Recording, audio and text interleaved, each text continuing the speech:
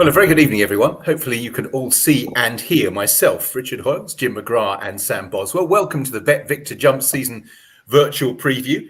Of course, the National Hunt season gets underway at Newbury tomorrow, and we'll be looking forward to both that and, of course, some of the big races that will be during the course of the season, including, of course, the Gold Cup, which is not that far away. Sam, welcome, and thanks for your support for this Jump Season preview this evening. What are you looking most forward to? And, of course, crucially for those looking in, what offers are you going to have for us during the course of the evening? Hi, guys. Yeah, really excited about the fact that we've got such a great card to kick us off tomorrow. I must say, if you're not able to get down tomorrow to Newbury, make sure you do catch up on Racing TV because there's some absolutely fantastic talent on show.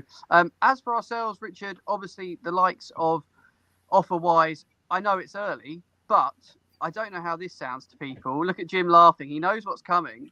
We decided in our infinite wisdom to go 4 places on the Supreme, Ballymore and Albert Bartlett market. We've done it the last couple of years and it seems to go under the radar.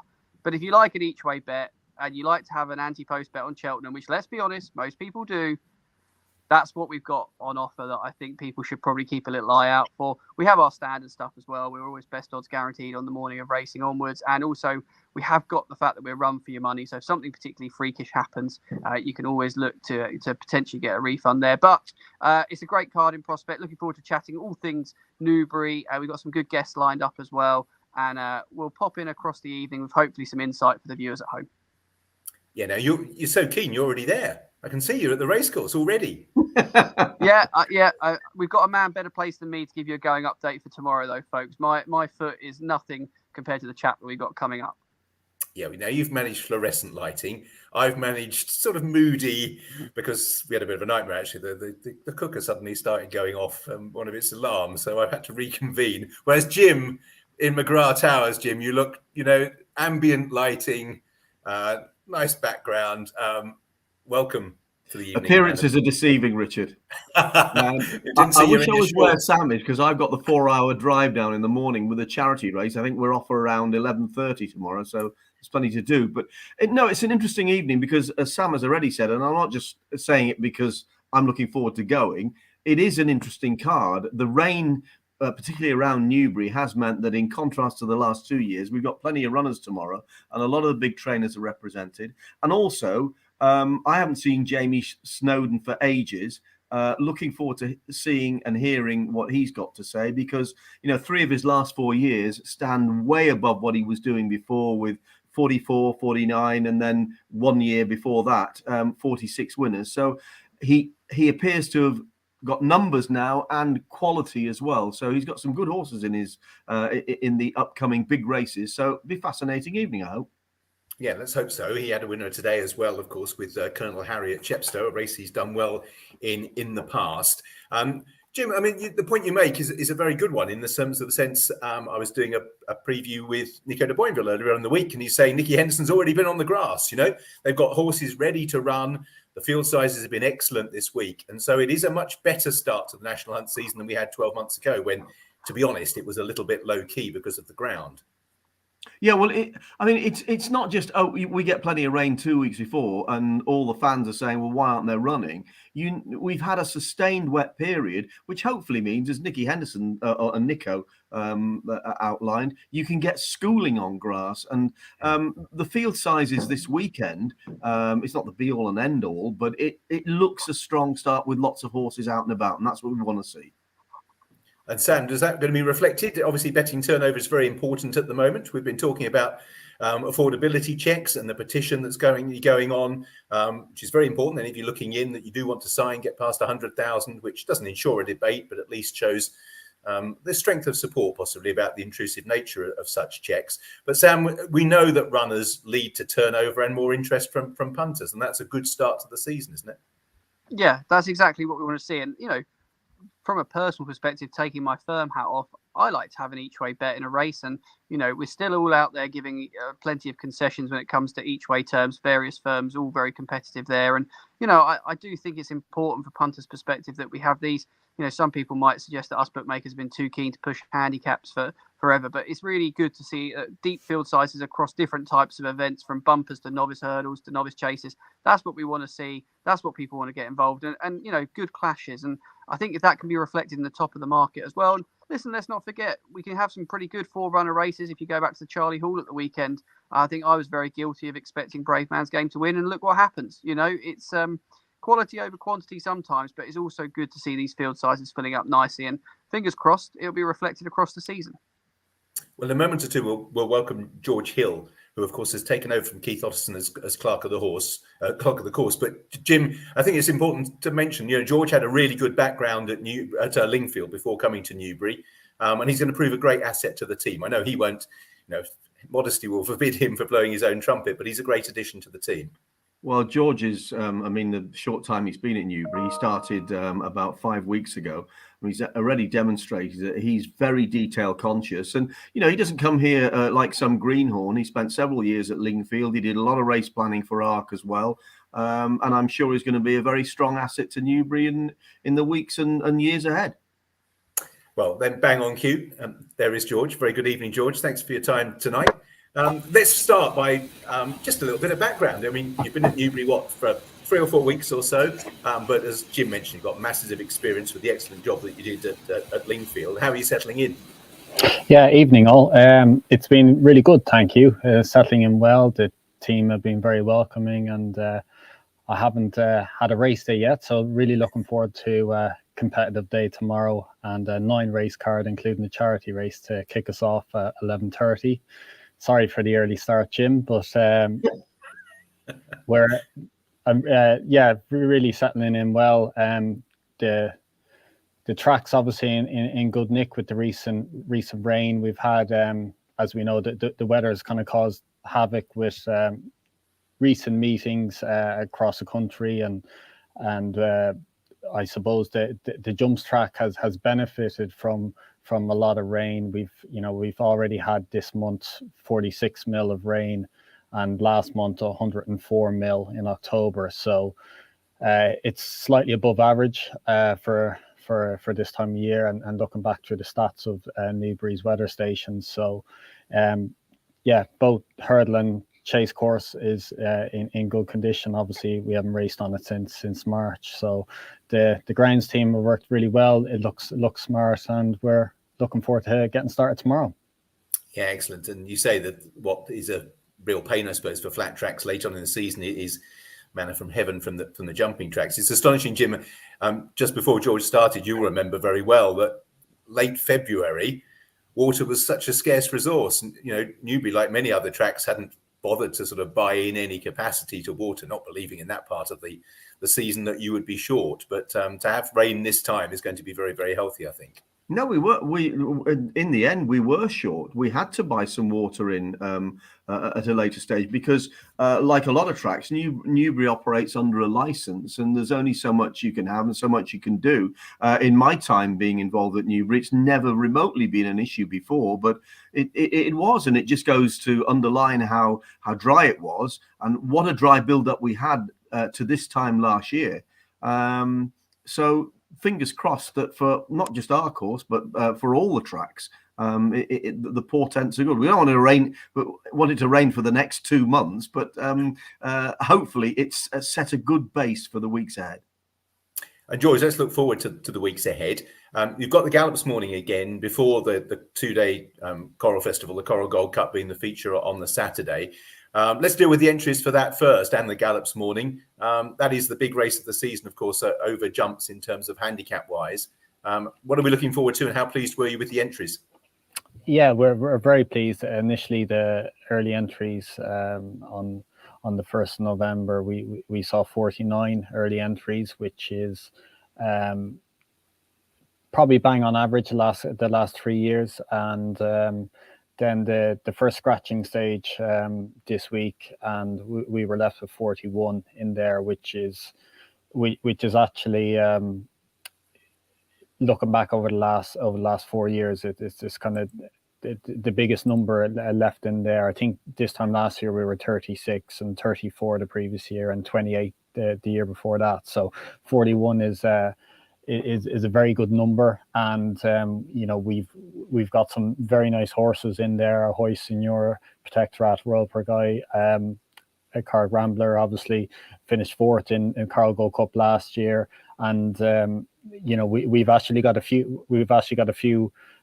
of our entries running tomorrow. We got Our Power and Grumpy Charlie that are turning up tomorrow to have a spin over a hurdle track in preparation, hopefully. So very much looking forward to that. The support has been good, and the Carl Cup Gallops morning is on Tuesday, 21st November. So that falls perfectly, I suppose, for a lot of these Carl Cup contenders. 9-10 days out, it's probably the perfect time to have a spin round for those trainers that want to take us up on the offer and bring the horses here. And personally, this will be my first Carl Cup and my first Gallops morning, so I'm really looking forward to it. I know the team here are really looking forward to it, and it's really only a few weeks away now. We're well into November.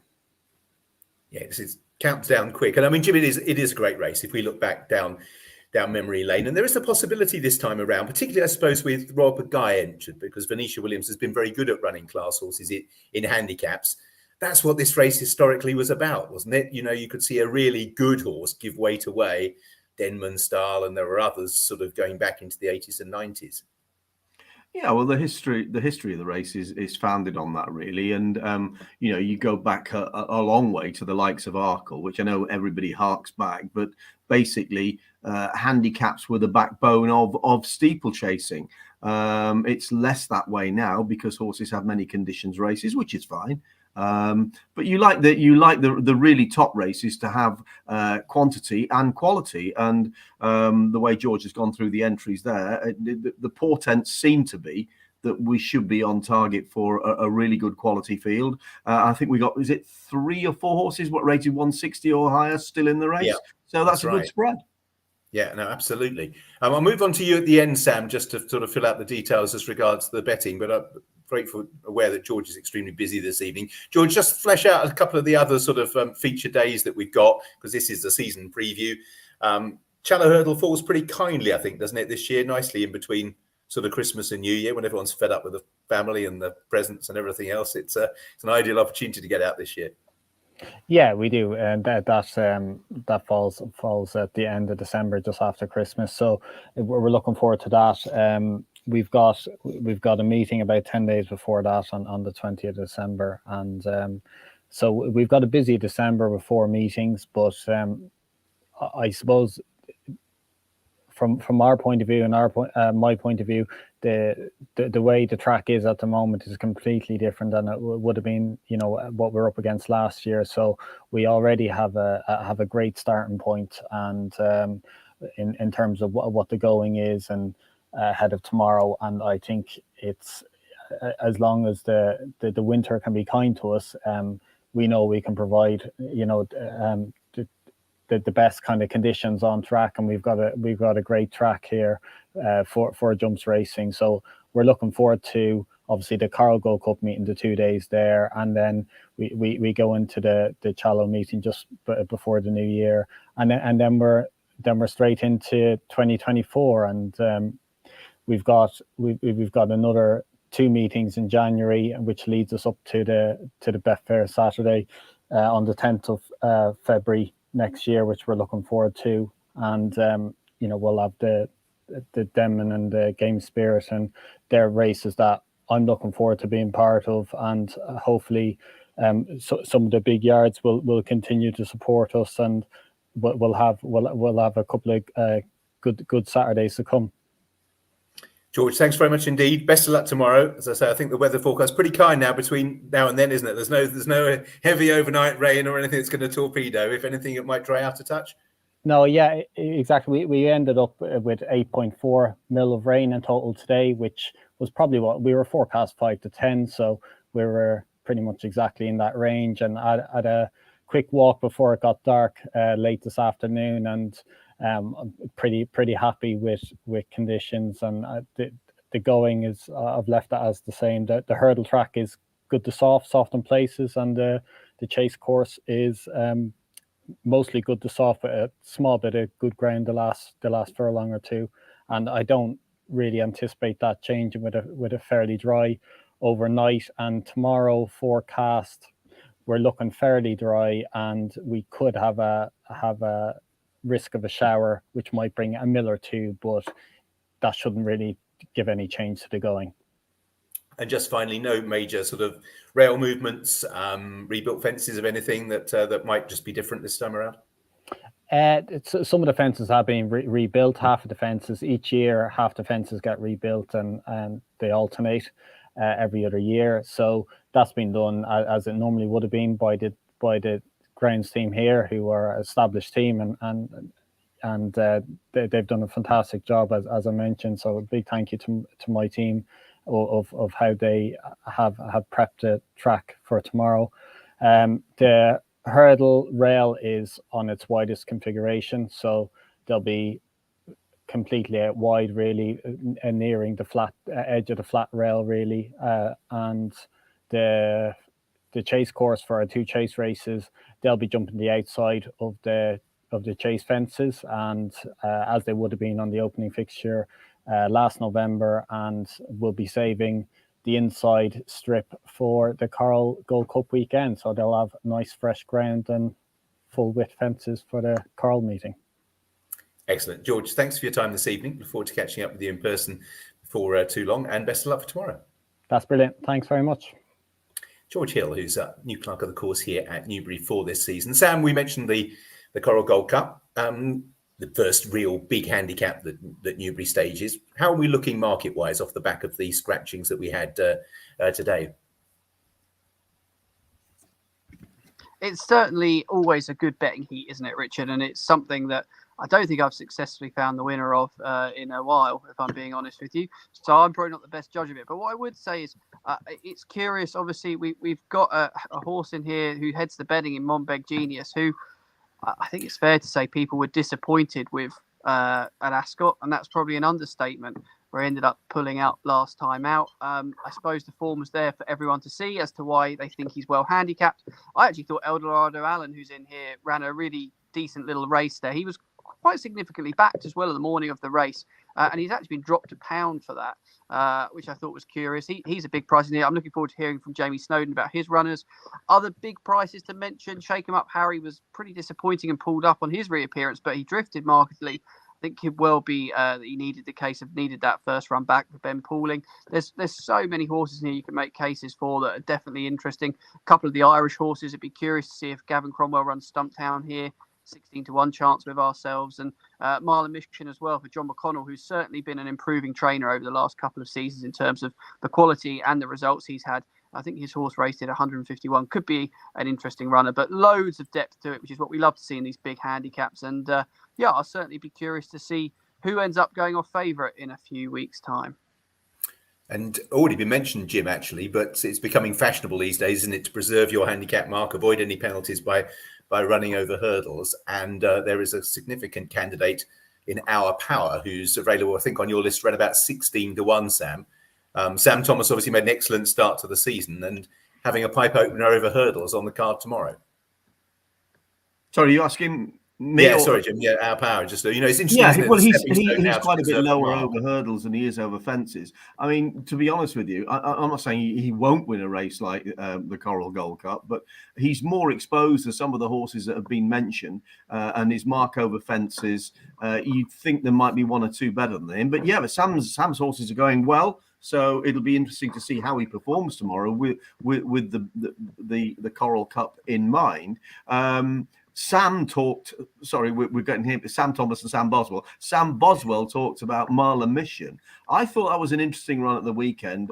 He was beaten in the Colin Parker.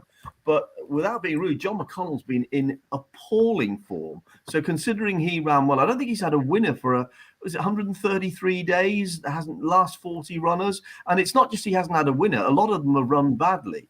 So that was a pretty good run. Furthermore, Ben Harvey, who usually rides him, he couldn't claim the other day, he will be able to claim at Newbury. So there's plenty going for him. The but is he's a stayer. But he wants soft ground. If it dried up again, then you'd be slightly worried. So would I jump on him now? No, but I am interested in him. Monbeg Genius on the face had pulled up at Ascot, but actually, until he made that mistake, he was just travelling nicely out the back of the field. He hadn't been asked a question. It was quite a bad error, and on the face of it, it looks a pretty underwhelming reappearance. But I think it was a bit better than it looked.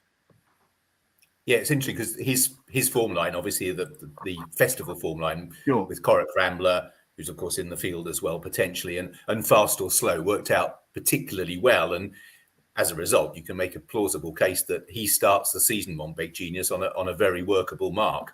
And as you say, obviously the benefit of being pulled up was the fact that there was no penalty that was going to be accrued. He was very weak in the market in the morning as well, so. Hopefully that will have put him right. It is interesting as well, Jim. As you know, we've seen at Cheltenham already, and obviously we'll discuss in the National Hunt preview really about the fact that so many of the good horses are Irish. If you go through Sam's anti-post list, Sam, you've got hundreds of them, haven't you? I mean, virtually every market. And I know, Jim, I'll ask you the question directly. Were you having a chat, or you were asking me at the end of last season? How few British hurdlers are rated 145, 150 coming into this season. So. It is interesting that at least the Coral Gold Cup is a prize we tend to keep domestically. Well, we're fortunate in Britain that we've got an exceptional champion hurdler in Constitution Hill, but take him out, and you really do need a handful of British trained younger horses to come through in some way, because if you take him out, you're left with Not So Sleepy, with Alan King's old warrior, whose name I'm frantically trying to remember, who's still around and going to, but rising 10 or 11. So Royal with the So Royal. I think there are 3 horses rated 153, between 150 and 153, and they're the next cabs off the rank behind Constitution Hill. So I can't remember it in Britain being as bad as this. Whereas you say there are the strength in depth of Willie Mullins just seems to go on, and obviously you've got other top stables over there as well. Going to welcome Emma Lavelle in a second or so, but just before we finish that conversation, Sam, yes, if you look through the anti-post lists, there are some races where it is very difficult to actually find a British runner in the top 5 or 6. Yeah, it's going to be interesting, isn't it? We need things to emerge from the pack. Nobody minds a domination for a period of time, but it's kind of, we want to see healthy competition, and let's hope the British side can sort of find their best foot with some younger prospects and do that. I mean, Willie Mullins is a bit of a law unto himself when you look at the wealth of talent he's got. We've already seen a bit of a move for Bunting in the Triumph Hurdle. That looks like it's going to be the silly short course out of his so far this season. That's 12-1 now. I say it's a silly price, but let's be honest, we end up with egg on our face with a lot of these things that get backed early doors. Vauban's just a good example of that in previous years as well as others. So, is it a marker? Is it a guide? Who knows? People are just trying to get ahead, and who can blame them? But we do need to see the UK kind of produce a bit more talent, and it's testament to the, it should be a case, maybe rather than bemoaning what we're doing over here, it should be a credit to the Irish that they're producing these horses and that they're achieving these things with them, and they're coming over. It's pretty hard to travel a horse and win. We've kind of got the advantage here of obviously being at home, so I'd be curious to see this season how it pans out. Now, hopefully we can welcome our next guest, which will be Emma Lavelle. And Emma turns up bang on cue, because Jim was mentioning what a good start Jamie Snowden's made. But Emma, I was doing your numbers. You've peppered the 40s in your career best. You've been all around 42, 23 for the season so far. That is a fantastic start.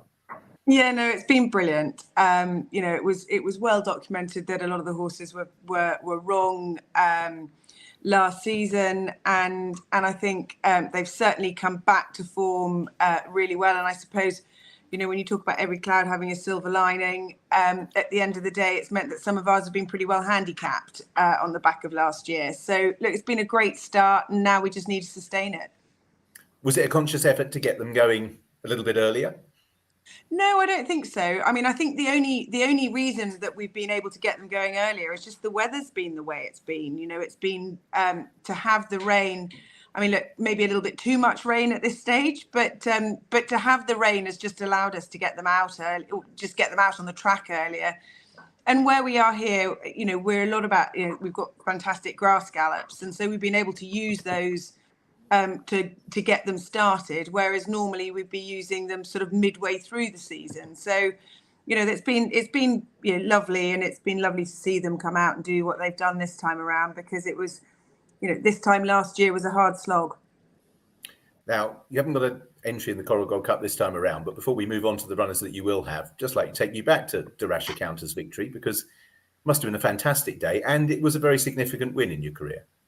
Oh, absolutely. I mean, as a child, and as a family, we used to go. The Hennessy at that point was just it was a big day out, picnic in the car park, and we grew up doing that. So to think that that we should have a horse that was capable of winning it, and actually, even to begin with, capable of running horses that were capable of running in it. So it was brilliant, and it was a magical day. It was the most amazing weekend, because Paisley Park had won the long distance hurdle on the Friday, and then Darasha Counter had won the Labrick on the Saturday. So it really was, if Carlsberg did weekends, that was the weekend. So it was a brilliant weekend. And could we have the first leg of that come true again this time around? Is Paisley Park on target for a reappearance? He is on target for a reappearance. So look, here's hoping. He seems in really good form. He's done lots on the grass this autumn. He seems as enthusiastic as ever. But the proof will always be in the running. And he's 11. He's going to be 12 this time around. And bringing those horses back, I suppose, gets harder every year. But he certainly seems, the mind is willing, the legs seem to be willing at home. So we'll see what happens. Jim and I can relate to that. Actually, Emma, I see Darasha Counter. He's entered this weekend, isn't he? Yeah, he is. He's entered in the Veterans Chase at Sandown. We'll watch what the ground is like. I think he definitely wants a bit of nicer ground at this stage. And I think, he absolutely flew this morning, but he sort of looked a little bit. Larry would be really harsh to say that at Chepstow, but I think everything happened so fast. He was like, oh, I just might take a bit of time jumping these fences. So we may put a bit of headgear on for his next start. And these Veterans Chases are unbelievably competitive. I'm never sure whether he might be better off just running in an ordinary handicap. But he's entered, and if he doesn't go there, he might well go to Warwick their next meeting. There's the Veterans Chase there. But he's brilliant. It's funny, if you win the Labrick or the Hennessy before that, you get the trainer gets their own parking space at Newbury for the following season, and you get the colours of the horse that wins and a little plaque that says this is where you're going to park. Now, Darasha Counter won it, and then that year was the COVID year, so I didn't need my own parking space because no one else was there. So I sort of felt a little bit hard done by on that. Well, you train for the chairman. You should complain. I know. I need my own space. And Sam, one of the great things about these names we've been mentioning is that they're very popular with punters, aren't they? We'll talk about some young, promising horses with Emma in a moment or two, but the interest that it attracts when a Paisley Park comes back, and even Darasha Counter, that have been around the blocks, the veteran series as a whole, they are what punters look forward to in the National Hunt season, that continuity. They are, and I think that's the beauty of the jumps game. I've got a lot of friends that I describe as casual racing fans, but it's those names that they recognise that they come back and back time and time again. And the veteran series itself, I think, is absolutely brilliant. It's great to see. It's fantastic. Every winner always has a real story to it as well. And a lot of the time, connections have been patient, and those horses that are battle hard and may carry a knock or two have been really persevered with and well deserve it. And while I'm on, I just want to ask Emma really quickly. I had a little look through your runners, Emma. I wasn't looking at Ludlow, but one of our better backed horses tomorrow is Titan R. Belts, who looks a really interesting novice chaser. Obviously heads here off his hurdles mark and was pretty good over hurdles. Is he more of a chasing type though? I hope so. He's schooled well. He's a horse that we were always pretty excited about even last season. He's got a great attitude, and I hope he'll take higher order over fences. So I'm very much looking forward to his first start. you kind of just want to get that first start under your belt, first time out over fences. But he schooled well. I like him, and I'd hope he'd go well tomorrow. Let's stick with that theme then, Emma, because you've got a total of 4 runners on the Newbury card as well. Any there that we should particularly keep an eye out for? I hope so. I mean, Cryptocurrency is having his first run for us and his first run back after a long layoff. He's a gorgeous horse. I think he's quite a gross horse. He's done plenty of work, but it wouldn't surprise me if he has a nice blow for it. You know, he's a horse that can be a bit keen, so we'll try and get that right with him. I run an interesting horse, I think, in the novice handicap, actually, a horse called Mumbo Jumbo.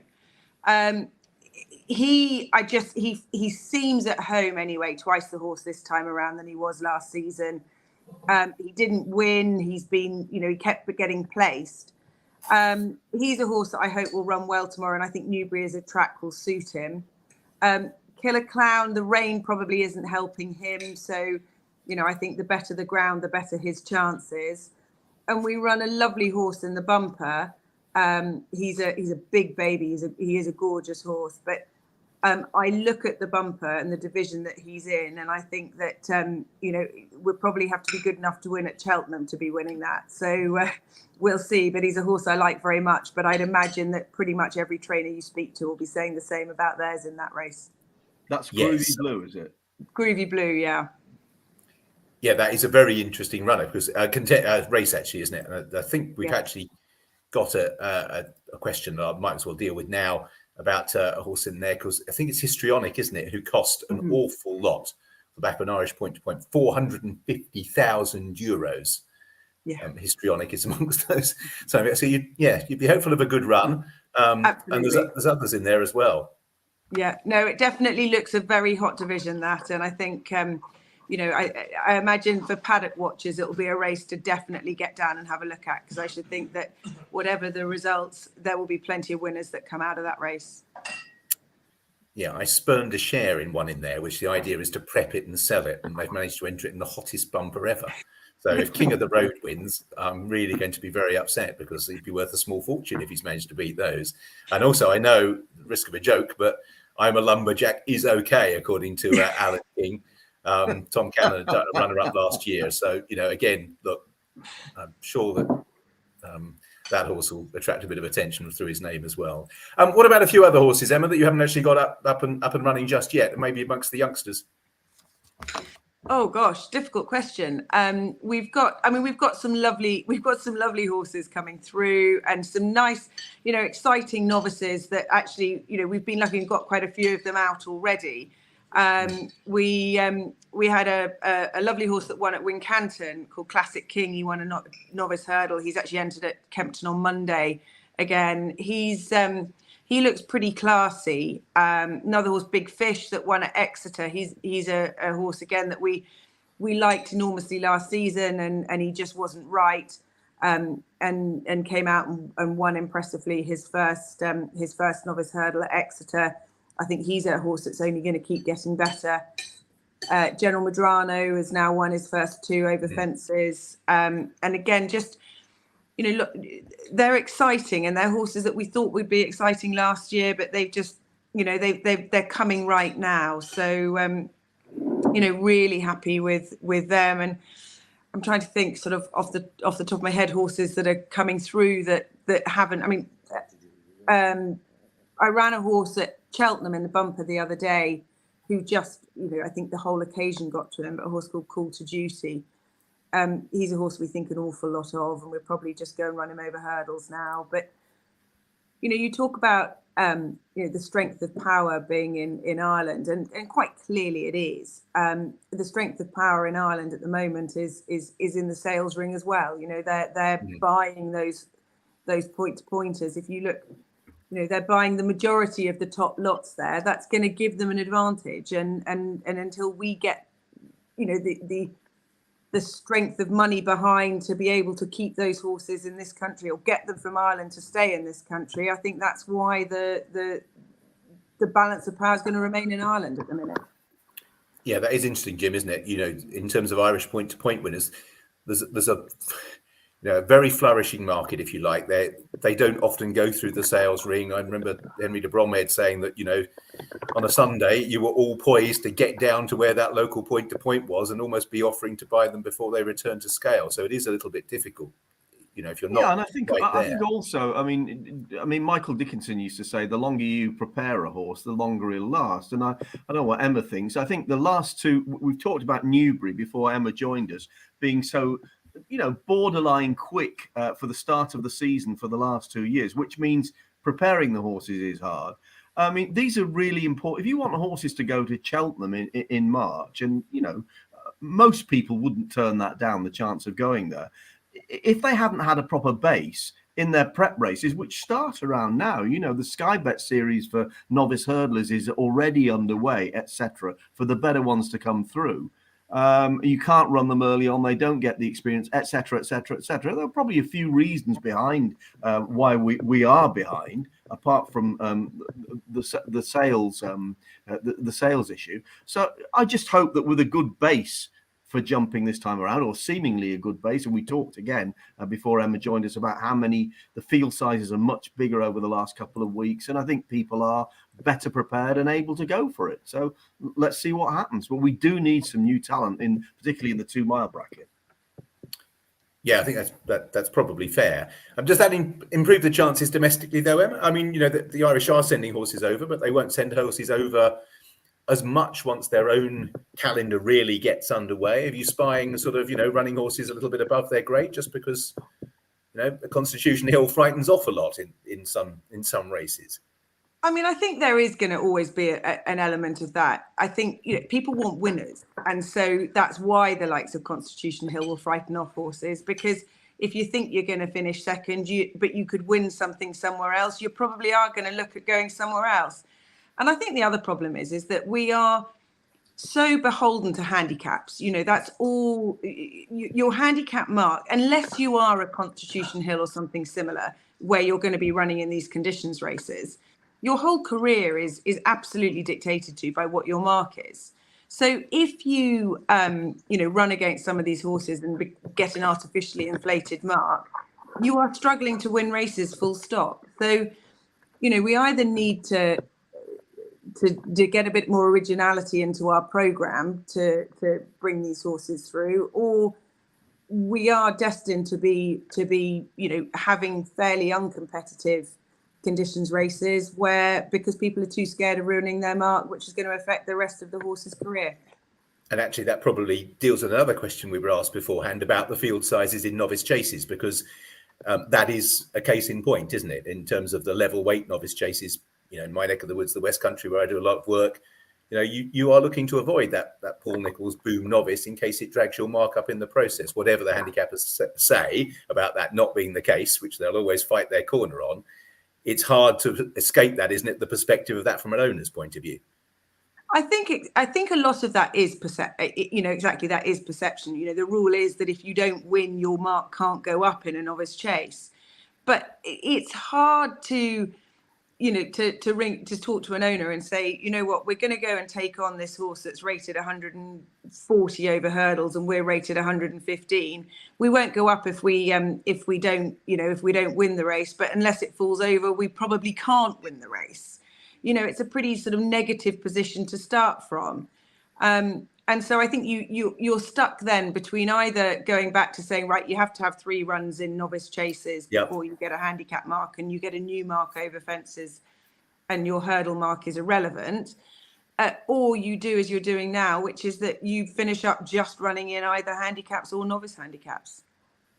Yeah, I must admit, I've always been an absolute believer in what you just said about the 3 runs, which I think still happens most of the time in Ireland. Largely because obviously you can get horses from the point-to-point sphere that then run in 3 2-mile novice hurdles, then go handicapping over 2.5 or 3 miles straight away, and no one's done anything wrong. You're playing the system. But I've always felt if you were a trainer that finished second or third to a horse of that profile, you'd probably feel a little bit hard done by. Thanks for your time, Emma. We're really looking forward to seeing all the horses, but obviously Paisley Park would add a lot of luster to that card on Friday. So we really hope everything goes well between now and then, and may your good start to the season continue. Thank you very much. Thanks, Richard. Thanks. No problem, Emma. Nice to speak to you. Emma Veldt. It has been a really good start, Jim, hasn't it, for Emma? And the point well made, though, about the handicaps. Emma's benefiting from it, as she said. Poor season last season. You start with horses that are relatively well treated because they weren't quite right. Are we too beholden to handicaps, or is there no other real way of ensuring equality? Well, I mean, we were talking about, the strength in Ireland, and they've got everyone's moaning they've got far too many conditions chases. So it doesn't seem to be the case over there. Paul Nicholls was moaning earlier this week that he'd like to run this one in a novice chase, and he'd like to run that one in a novice chase, but they're rated too highly and they can't get in because they've changed the conditions of so many. I mean, the point about most trainers is they love what they do, they slave at it. But most of them are subjective. It's very difficult to be, how many trainers say to their owner, "Oh, we must run in that. It's so wonderfully competitive and it'll be great for racing." They don't. They say, "Well, we can win there, we can win there." And then sponsors go, "Well, we're putting up X. Why isn't so-and-so running?" "Well, Constitution Hill's running. No point running it." There isn't a perfect answer, is there? Whether you want to change it. I'm not a big fan of myself. I mean, what's the alternative? Horses going off their hurdle mark. You'll get some horses improve steadily over hurdles. They end the season on a mark, yet immediately they go into a chase. They're starting off that mark. They appear to run well. 3 or 4 runners. Do they go up off that base, which was already high, when they've had little experience? The other thing I'm dead against, and these are time form things, putting up horses when they fall. I mean, yes. I think the BHA have been doing this long enough now to have done a study on it. Now, of course, a handicapper will go, "Well, it would have won." Well, some would have won, some wouldn't. Some, appear thrown in next time and win, but they don't all win. So I can't see how a fall in most cases isn't a bad experience for a horse. And whether they would have won or not, to theorize to that extent about something that comes crashing down at 35 miles an hour on the basis that, well, this one last time, plenty of them don't. And I'd love to see a stat on it. Yeah, the interesting horse Haddocks des Obeaux, actually, relatively recently, Josh Ball was talking about that with me on Monday. I think at the moment it's 3 out, isn't it? You can't get put up if you fall 3 out or further out. Shan Blue at Weatherby was that case in point, but you can get put up if you fall at 2 out or the last. Now, hopefully we're going to be joined by our final guest of the night, Jamie Snowden, who, Jim, you were eulogizing about Jamie's success, and it continues today, Jamie. Really nice horse of yours that won at Chepstow, a race you're getting a good record in. Hi, Richard. Hi, team. Hi. Yeah, obviously Colonel Harry won down at Chepstow. It was lovely to see.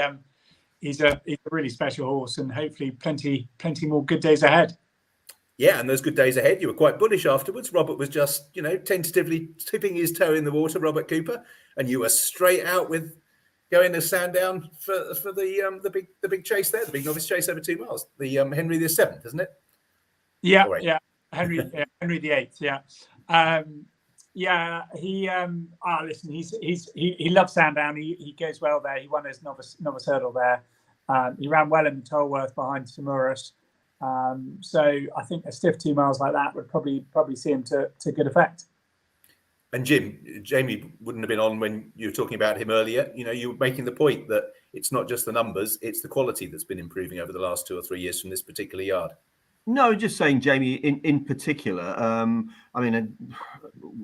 Aintree, would that be your first big success? Hogan's Height, would that be one of your first big handicap successes? But I'm talking about the last 4 years. 3 of those, you really stepped up in terms of numbers. And it also appears to me that your quality has improved. You've got more strength in depth now. Would you agree with that? Yeah, that's kind, Jim. Yeah, no, definitely. I suppose... I'd argue that Present View winning at the Cheltenham Festival back in 2014 was perhaps a bigger success than Hogan's Height. But as you say, the success has gradually been building, and hopefully we do have some really quality horses in the team. let's talk about one of them in You Wear It Well, who obviously gave you a really memorable day when winning at the festival. And well, it was a perfectly competent performance, wasn't it, in the Mayor's Hurdle on her return at Wetherby? How do you see the rest of her season going? Yeah, so it's really interesting. I was sitting in the waiting room hearing you talking about the sort of programme book that we have in this country, and one avenue that the BHA have certainly improved on is the Mayor's programme over the course of the last sort of 5, 10, 15 years, and the Mayor's Hurdle programme is very good for a horse like her. The Mayor's Chase programme, on the other hand, it isn't so good. So we were contemplating having one at the festival last year. Chips loves to chase her, and this mare jumps fences really well. So I was keen to try and go chasing if we could, but the programme kind of didn't really lend itself in our favour. So hence the reason why we're back over hurdles here. And obviously she won at Wetherby under a penalty, which was a good performance. I thought they quickened really well from the back of 2 out to the last. They put some daylight between Lucia and her, put some daylight between them and the rest of the field. I thought that was pretty impressive, and she picked up well, having made a mistake at the last as well. So I think she has improved from last year. The Mayor's programme route leads her to Sandown in January, Warwick in February, and then the festival in March. So I suppose the first question is what we do in December. But I think I put a tentative entry in the Fighting Fifth against Constitution Hill, but we're probably mad. I was just going to ask you, was that I mean, of course, it's a serious entry to a point, but serious that you're really thinking, let's have a crack at him. What? Hope you are, but understand why if you don't. I think a lot of water is going to pass under the bridge in the next few weeks to have a serious crack at Constitution Hill. But if you're not entered, you can't run. As I said, there wasn't an obvious race for her in December. So I thought I'd stick an entry in and just whet the appetite a little bit. Good luck. Apologies, I'm just going to relocate for 1 second. I told you I had this. My oven is broken.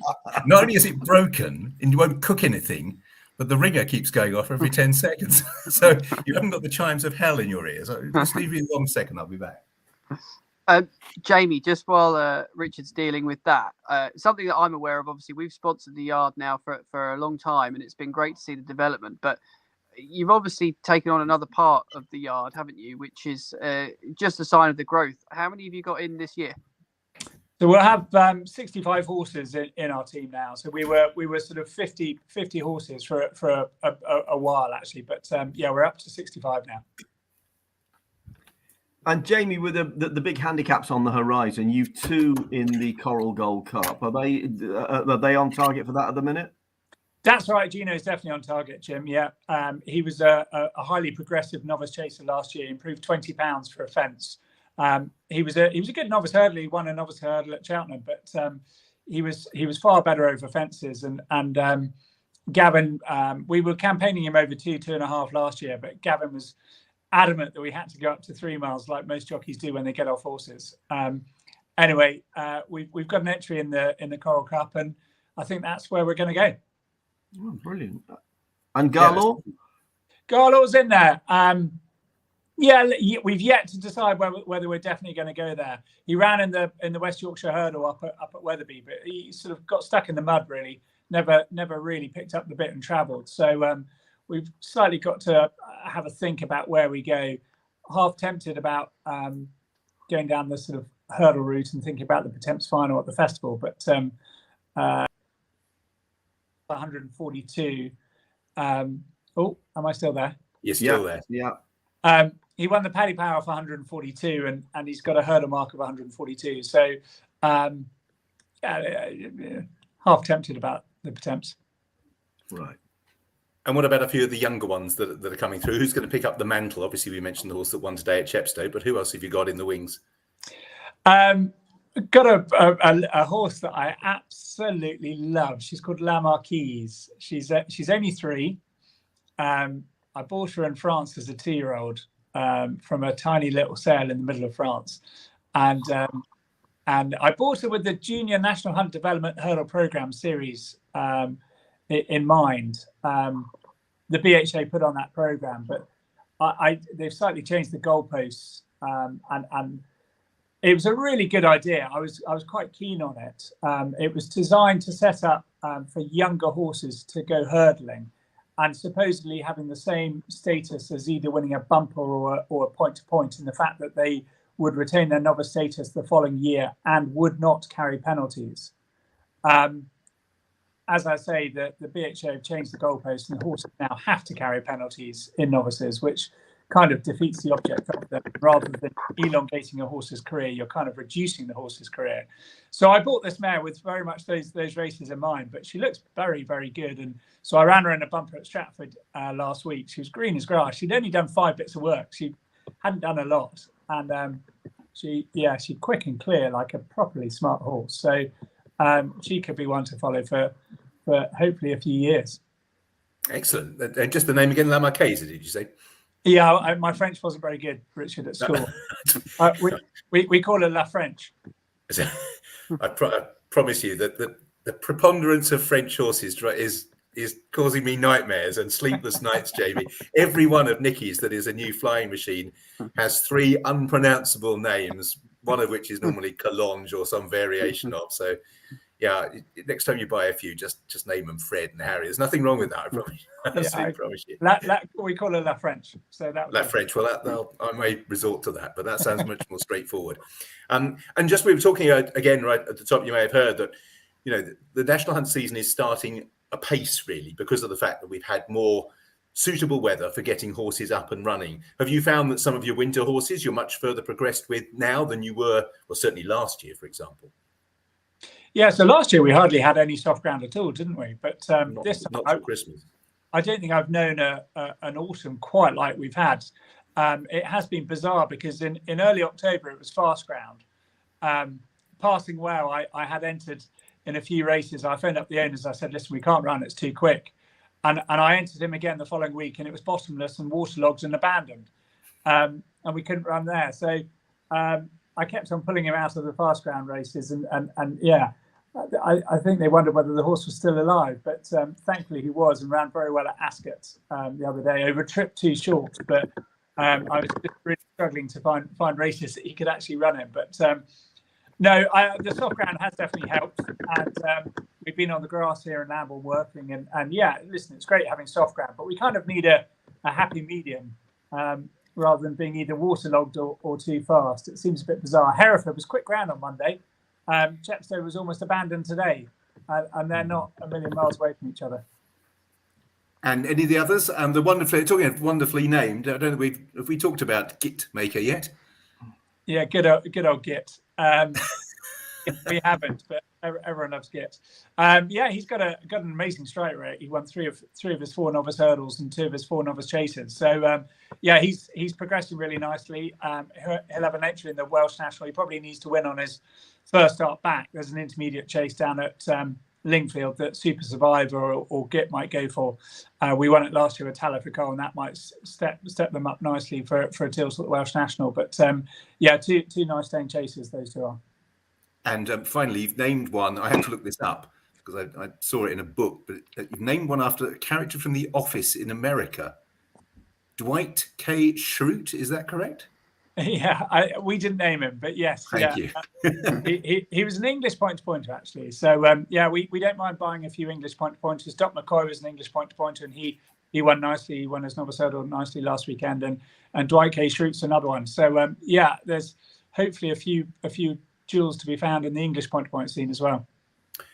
Yeah, and got an Irish point-to-pointer called Bally Desmond in Exeter at the Friday. Yeah, I'm being a bit brave, Jim. Probably a bit stupid, but yeah, everyone says they're small runner novice chases, and it was quite a valuable novice chase, and I thought I'll stick him in there and try and give away a penalty, beating Stairway Faye. But yeah, probably a bit nuts, but sometimes fortune favours the brave. Yeah, and on that front, sorry, Sam, I'll let you come in a sec. On that front, you very well does hold an entry in the Fighting Fifth. I'm not mistaken there. Yeah. Are you sort of tempted in a sort of nice pop around, as you say, never be afraid of one? Well, I was just saying to the other lads earlier that when I think you were dealing with dealing with the oven going off. Apologies. Dinner's burning, is it, Richard?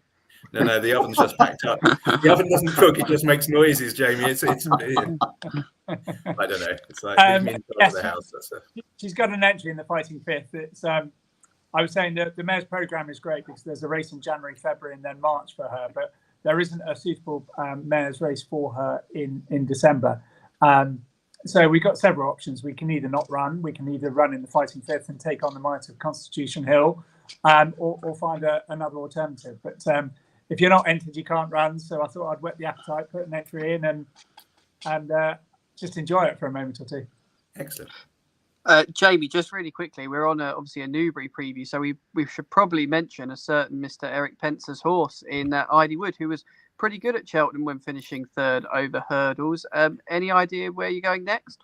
Yeah, thanks, Sam. Yeah, it's brilliant having Eric back in the fold with jump sources. He's brought in a great friend of his who it's quite a good story actually. I phoned up Eric and said, listen, would you like to come down for breakfast? He said, Jamie, I cannot come for breakfast if I haven't got a horse. I said, well, there's an easy way around that, Eric.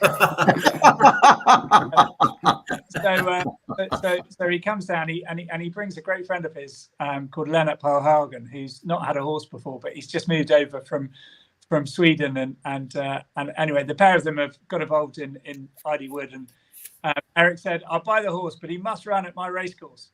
So I found a bumper at Newbury last year. There were 6 in the race.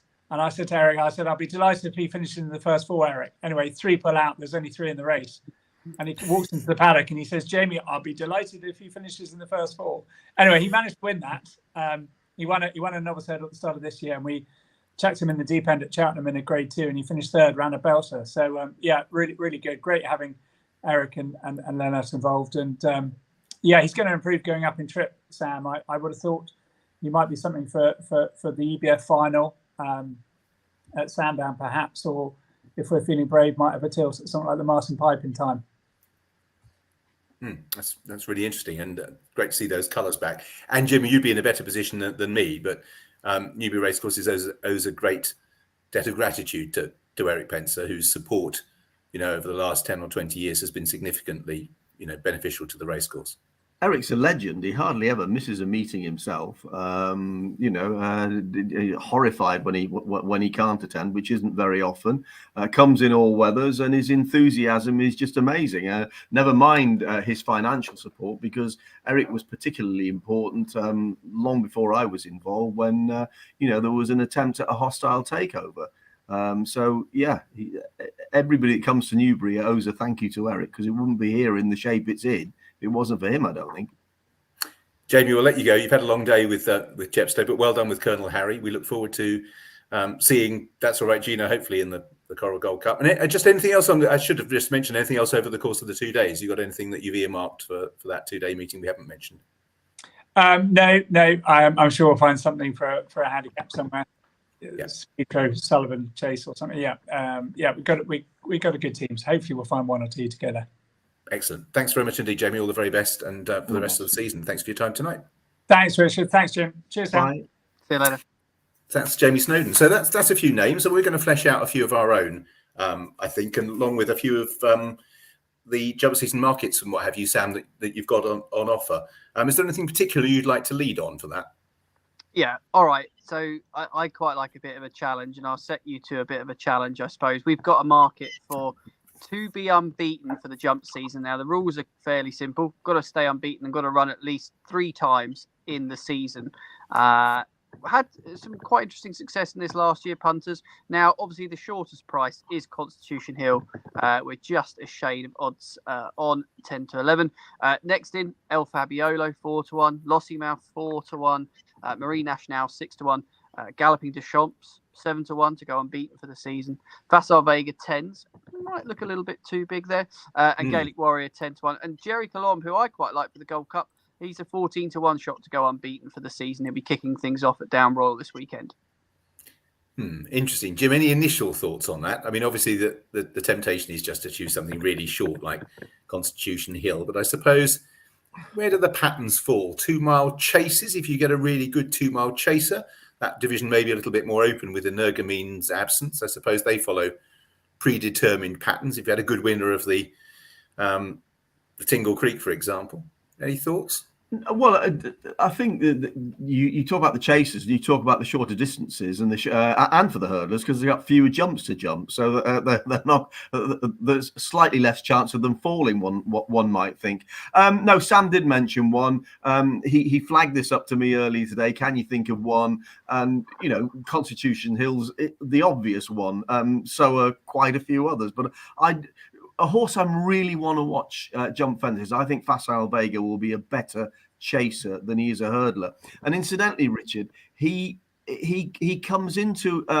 You mentioned a horse early on, Histrionic. Somebody emailed in about it and about the trip with the horse. Yep. Well, he's by Walk in the Park, which of course Facile Vega is. And it's interesting that Walk in the Park has got he's got Duvan and Min and. Basically horses with pedigrees that you think would stay further, but they show a lot of speed. Paul Nicholls has actually put Histrionic down in his interview in the Racing Post, as you can follow him in bumpers. So even though he's got a pedigree, he's from a staying pedigree, he's by Walk in the Park, and it sounds from what Paul's saying about him that he's also got speed too. So, I hope that sort of in a roundabout way answers the person who emailed in about Histrionic. Do we think it wants further than 2 miles? Well, it's bred to get further than 2 miles, but I think from what you can see from the good Walk in the Parks, that they tend to be faster than maybe you'd think.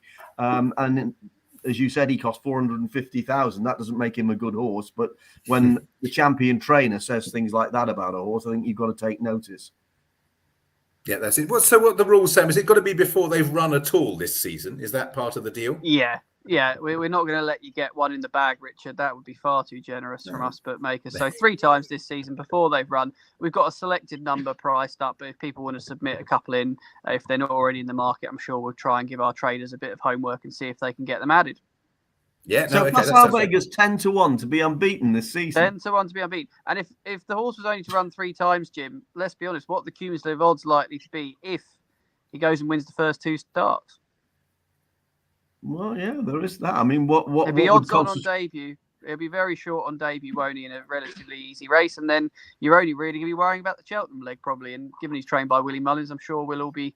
Us bookmakers will still be worrying about that when we get to March. But we shall see. It's a curious market. Lots to get stuck into. Yeah, no, it's interesting. I haven't got a name. My gut feel for this would be you should look for a Nicky Henderson novice chaser. That would be my... Well, pick one, then. Well, unfortunately, I did think with Nico the other day, and he was asked for 3, and he said we're very short of novice chasers. So as a result, I didn't really pay close enough attention. So I'm going to go and have a look back through and see what I can find from various horses that might turn up. But that would be my thing. A trainer who's a little bit reluctant to campaign them too regularly, and who is happy, as Jim says, just to go and find races that they can win. I would imagine that there'd been several horses from Nicky's yard that have gone to the festival off the back of a couple of races without defeat. So that would be my gut reaction. Now I've got to go and just find one that fits that bill. Incidentally, Chock-a-Block, Walking on Air, and the Carpenter were 3 horses that Nico gave at that preview. And Josh Moore, who was also at that preview. Haddon Des Beau, who he mentioned, who came down, he is going to go for the Tingle Creek. That might be flying a little bit high because they feel might be better going the other way around. So it may well be that he's got more of a chance at another track than the one that he'll be racing over. But I believe he is going to go for the Tingle Creek. And other horses that were mentioned, the wonderfully named Asta La Pasta, which I think is one of Harry Fry's, and Beat the Bat, who came clear with one of Alan King's the other day. I'd like to put up Insanity, appropriately enough, a horse who's yet to run over hurdles. He's in the McNeil colours. He won a race at Fast Lass. He's had 1 run in handicaps on the flat. He was rated mid-80s, which was a bit unfortunate for him because he was rated through a horse of William Haggis's that's too high. I spoke to Alan yesterday, and he said, end of the month, they won't have many races with him, but he looks as if he might be an old-style novice hurdler, Jim, one that's come off the flat. We don't get a juvenile hurdler. We don't get that many these days. No, they've got plenty of other targets now, haven't they, with all the winter racing and abroad and whatnot? Yeah, particularly if you get to that sort of 80s. But no, it's nice to see that he might be campaigned there. You've also got other challenges for us, Sam, I believe, before we go. Well, I'd like a horse to follow from you both. Obviously, Richard, you've just used someone else's homework with various jockeys, which I don't blame you. That's what we all mostly do. But we'll give you a charity bet each, either for the season or for something at Newbury, or even something tomorrow if you want, guys. I'll just give you my horse to follow while you're thinking about that and having a quick ponder. I can see Jim's putting a multi together very quickly there. I quite like a horse of Henry de Bromhead's. I wouldn't be the biggest point-to-point head, but it's been pointed out to me that this horse won at Rathcannon back in November last year. It's a horse called Killarney King. Looks like this horse is going to start off sort of an intermediate trip, 2.5 miles over hurdles. No bumpers, as Henry doesn't tend to run many of them, does he? But goes over about 2.5 miles, starting out over hurdles the next couple of weeks. Think could make up into an Albert Bartlett type before maybe being seen to best effect over fences. But I think he might just be above average over novice hurdles this season. But loads to get excited about. I'll give you a jockey as well that I think could do quite well this season. Young Will Featherstone. He's been attached to Jamie Snowden's yard now for a couple of years, and he actually had a nasty spill in the point-to-point sphere, and he's bounced back from that to be going under rules. And I think he's a really, really good lad, works hard, and he's starting to get some outside rides as well. So I'd keep a little eye on Will. He's a nice. Sees a stride pretty well on a horse. So best of luck to him this season. That'll be my horse and jockey to follow. There we go. Now I need your all important horse to follow for the season and your charity bets, guys. Okay. Well, I've given you my horse to follow, Facile Vega. I did say I'd have a quick look at the card. It's not a multi, Sam, so you'll be relieved to hear. Hopefully, I won't make a fool for myself because this is for charity. And Jonathan Powell, in particular, is one of the leading lights behind a day in aid of Steve Jobar and motor neurone disease at Newbury after the turn of the year. Very important cause. So it's not original, but Aquinas is officially £9 well in tomorrow. Runs in the 225, ridden by young James Turner, who can take 7 off. Won well at Aintree the other day. The first 2 were a long way clear. He's got 2 days left to run off this mark because the new mark kicks in at the weekend, 126. So he races off 117, less £7 tomorrow. It's a better race than he ran in at Aintree, but he stays extremely well. So if you put that stake on, Sam, and should it oblige, pass that on to Jonathan. We certainly will.